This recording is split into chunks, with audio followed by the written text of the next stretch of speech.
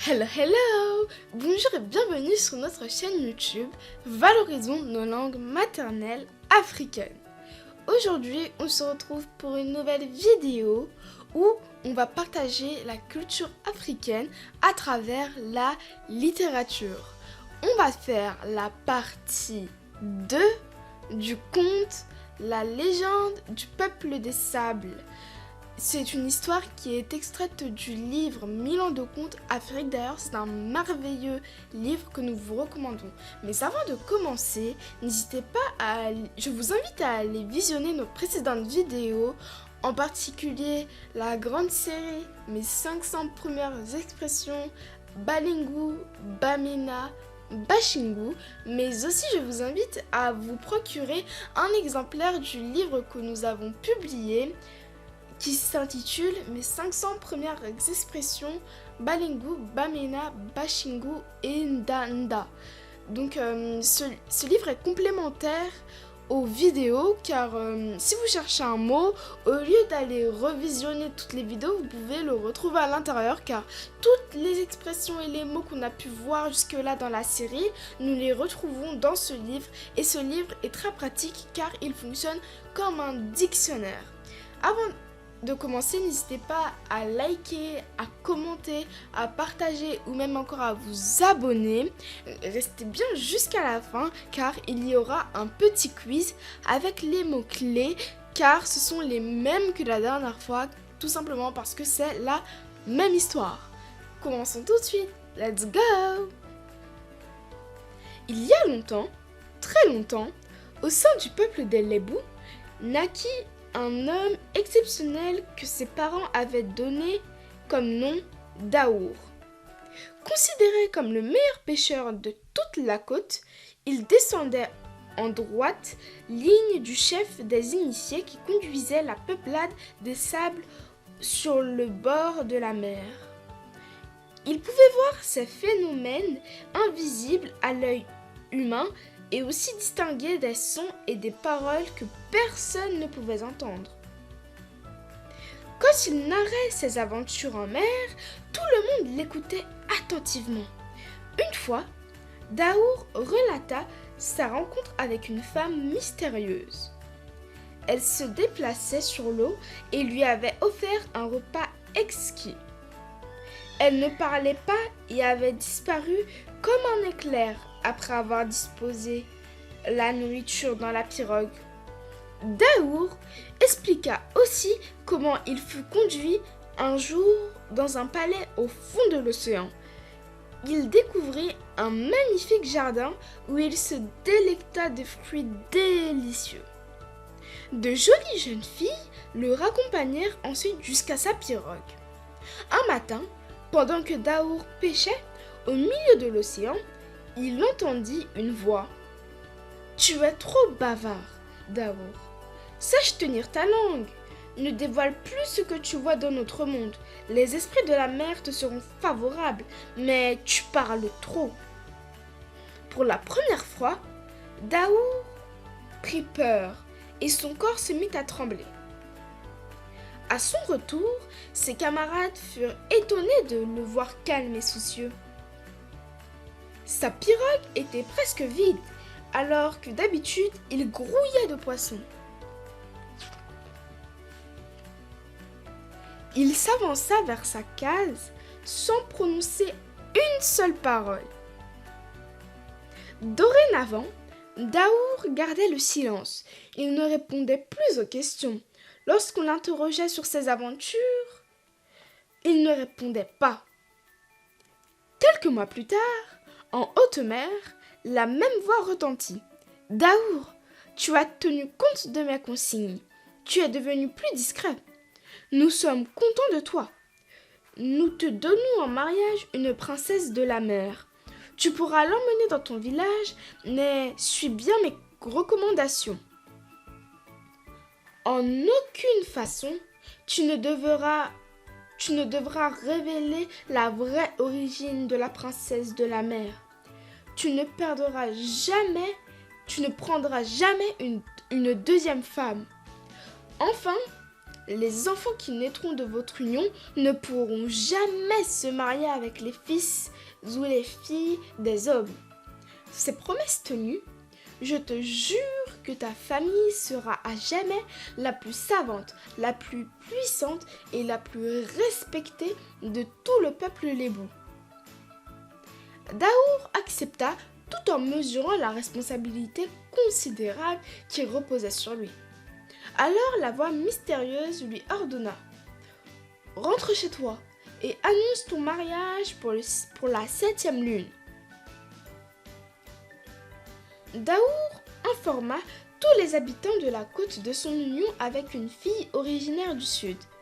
Quelle idée d'aller chercher une femme si loin alors que de très belles jeunes filles vivent sur toute la côte, affirmaient certains. Daour avait refait sa maison. Au-dessus de la porte d'entrée, il avait accroché des fétiches de protection. Il acheta une pirogue toute neuve qu'il peignit en vert, jaune et rouge, les couleurs symboliques de sa nation. Le vert représentait la fécondité, le jaune était le signe de l'esprit et le rouge la couleur de la vie. Le jour venu, Daour poussa sa pirogue sur la mer, devant tout le village massé sur le rivage.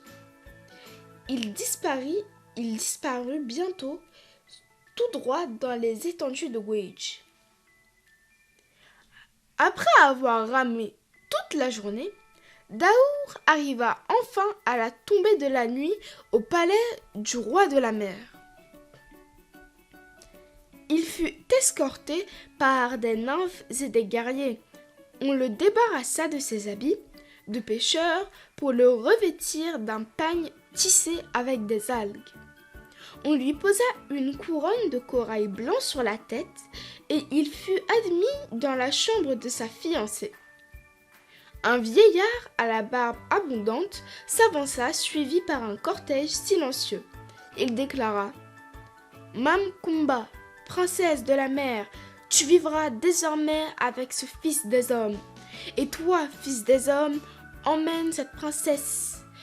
Accorde-lui le respect qui lui est dû. » Des réjouissances furent offertes dans les profondeurs de l'océan. L'heure est venue pour vous de gagner le domicile conjugal, dit le vieillard en s'adressant à la princesse et à Daour. Les nymphes et les guerriers vous accompagneront le plus loin possible. Il leva ensuite son bras, l'étendit et l'abaissa. Soudain, Daour, Mamkumba et les nymphes et les guerriers quittèrent le fond et remontèrent à la surface des eaux. Dans la pirogue qui attendait les jeunes mariés, changèrent de costume. Daour saisit la pagaie et se mit à ramer en direction de son village. Des rythmes de tamas, de tambours, des ailes suivaient le cortège. À leur passage, toute la population sous-marine s'immobilisait. L'homme regardait sa femme de temps en temps. La princesse avait un visage fin, de grands yeux en amande et le teint foncé.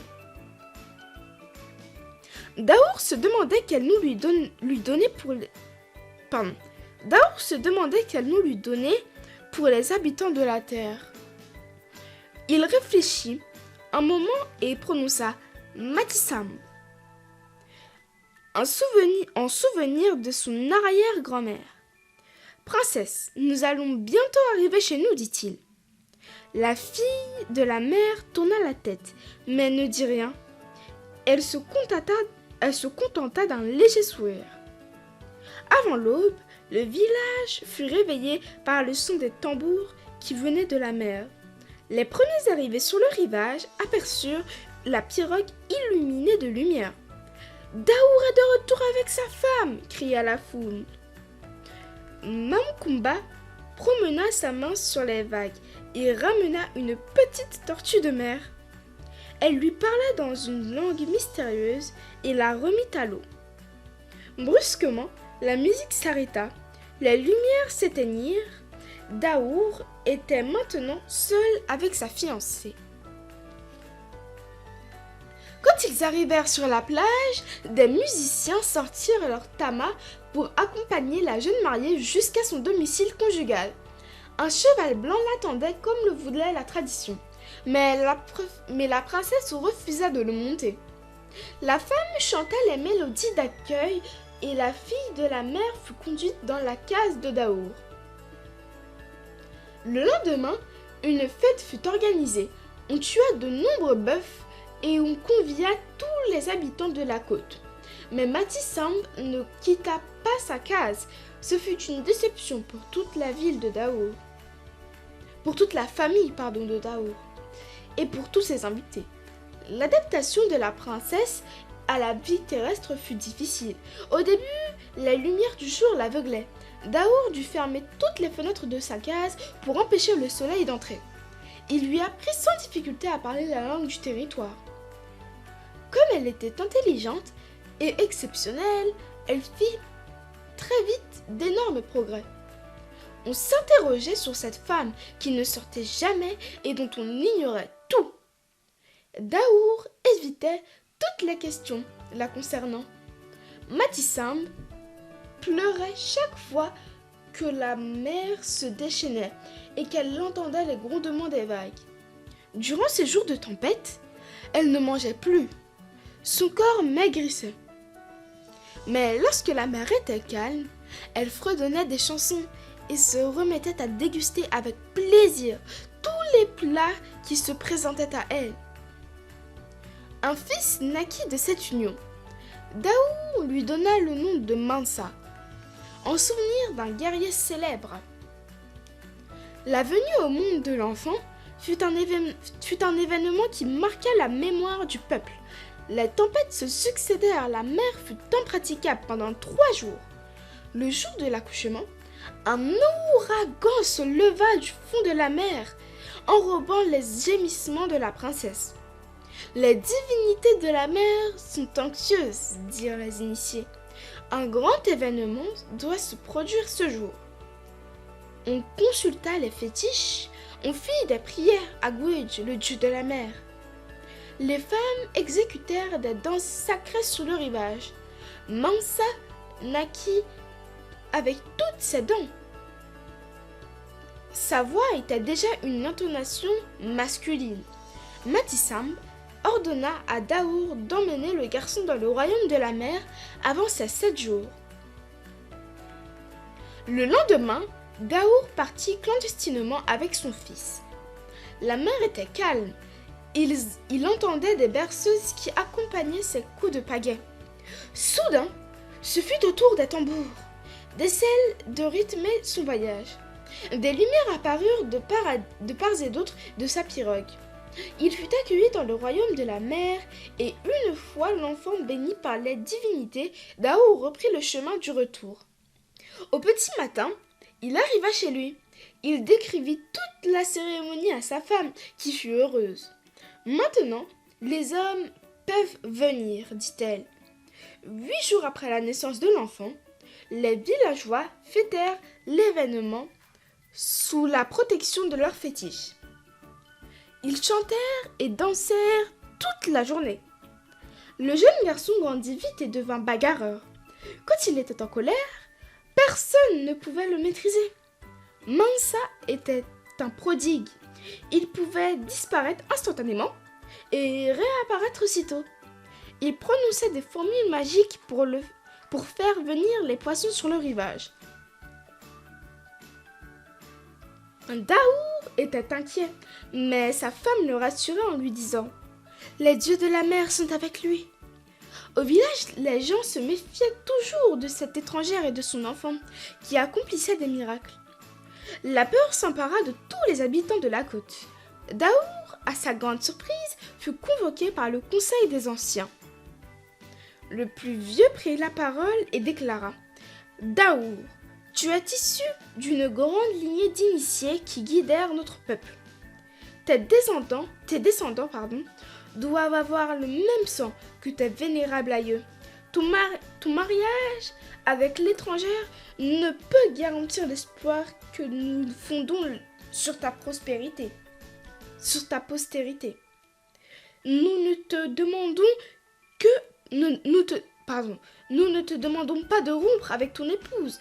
Nous voulons seulement que tu prennes femme parmi les filles de notre peuple. » Daour prit la parole à son tour et déclara: « Je respecte les décisions des anciens. Je suis prête à prendre une autre épouse avant 3 lunes. » Il se leva, serra la main de tout le monde et la séance fut levée. Daour avait de plus en plus peur de Matissamb. Elle était très belle, mais restait trop secrète et distante. Elle avait parfois un regard surnaturel qui le faisait trembler. Il oublia les belles promesses faites aux divinités de la mer et se mit à chercher une autre femme. Il commença à faire la cour à Naboo, une fille du village. Elle était si fière d'être aimée par ce talentueux pêcheur. Matissamb ne disait rien, même quand son mari rentrait tard le soir. Un jour, Daour lui annonça son mariage avec Naboo. La princesse lui dit: « Tu devrais respecter les promesses faites à mes parents. » Quelques jours plus tard, les noces fastueuses de Daour et Naboo furent célébrées. Matissamb fut éprouvée par ce mariage. Elle était triste.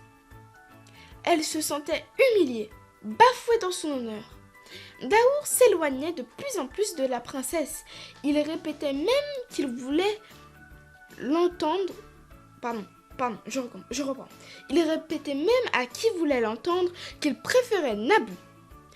Ne supportant plus les moqueries des femmes et l'attitude méprisante de son mari, Matissamb fila droit à la mer sous les regards de la foule. Elle disparut dans la première vague malgré les appels désespérés de Daour pour la retenir. La foule resta longuement à scruter la mer, puis elle la dispersa. Pris de remords, Daour quitta silencieusement la plage. La vengeance des divinités de la mer ne tarda pas à se produire. Mansa disparut mystérieusement. Daour ne dormait plus. Il était constamment réveillé par des cris et des voix lugubres. Lors de la nuit la plus noire, une force irrésistible l'entraîna vers la mer. Naboo, inquiète du comportement de son mari, appela à l'aide. « Réveillez-vous! Daour a perdu la tête !» Quand les hommes arrivèrent au bord de la mer, il était déjà emporté par les flots. Dès l'aube, une tempête se déchaîna. Des vagues gigantesques envahirent les habitations les plus proches du rivage. Les hommes couraient et essayaient de sauver les maigres biens qui leur restaient. Au petit matin, la moitié des villages de la côte étaient détruits. Les hommes pensèrent aux pêcheurs qui étaient partis en haute mer. Après l'accalmie, des jeunes gens s'organisèrent pour affronter les vagues, à la recherche de leurs camarades partis la veille. Jamais ils ne revinrent. D'autres jeunes s'en allèrent comme s'ils étaient appelés par une force invisible. Cette jeunesse paia de sa vie le mépris que le peuple avait manifesté à l'égard de la princesse de la mer. Ce fut une grande tristesse pour tous les habitants. Les initiés implorèrent les dieux. On fit des sacrifices à Gouage, le dieu de la mer, mais Daour et les jeunes pêcheurs avaient disparu à jamais. Avec le temps, les hommes apprirent à vivre avec cette tragédie qui resta à jamais enfuie dans la mémoire collective des Lébu. Ainsi se termine l'histoire du descendant direct d'une des plus glorieuses familles de ce peuple des sables. Pour aller plus loin, les Lébu vivent encore sur la côte de Dakar, au Sénégal, et sont réputés pour leur habileté à la pêche. Merci d'être resté jusqu'à la fin. Nous vous le rappelons. Maintenant, nous allons passer au petit et fameux quiz dont je vous ai parlé avant de commencer, du coup, cette lecture qui j'espère vous a plu. Alors, si vous vous souvenez de la précédente vidéo, normalement, vous êtes censé savoir comment on prononce Dieu en Badengu. Je vous laisse un peu de temps.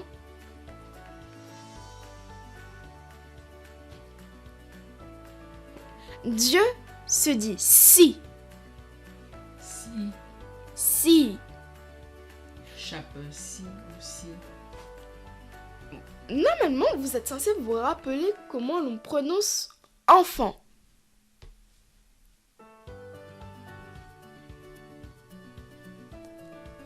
Enfant se prononce nous. Nous. Nous. Maintenant, à vous de deviner comment on prononce le mot femme. Menjui. Menjui. Maintenant, vous êtes censé vous rappeler la prononciation du mot guerrier.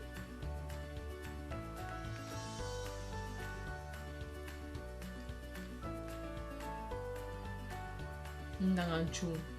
Ndaranchu. Merci d'être resté jusqu'à la fin. J'espère que le quiz vous a plu. Si vous vous souvenez d'autres mots, n'hésitez pas à nous les marquer en commentaire. Je voulais vous faire part du coup, encore une dernière fois, qu'on a publié un livre que vous pouvez vous procurer, donc il est disponible. Le livre s'intitule Mes 500 premières expressions en balengu. Il est très pratique quand vous voulez avoir un support direct, sans forcément aller sur internet. C'est mieux, je trouve, d'avoir un support que tu peux emmener partout où tu vas, que tu peux lire quand tu as le temps pour apprendre, pour réviser. Oui, donc c'est un support qui est complémentaire avec les vidéos. Donc toutes les expressions qu'on a pu voir jusqu'à maintenant dans la série Mes 500 premières expressions en balengu, bamena, bashengu sont disponibles dans ce livre. Mais c'est pour ça qu'on vous le recommande, parce qu'il est très pratique. Maintenant, pour nous soutenir, n'hésitez pas à partager, à commenter ou à vous abonner, à liker, enfin à nous soutenir comme vous le pouvez, ou aussi par hasard à commander notre livre. Enfin, merci beaucoup d'être resté jusqu'à la fin. J'ai Soala Boyumente. J'ai ça là, mbayo mente. Olo Tamopi. Oh, l'autre.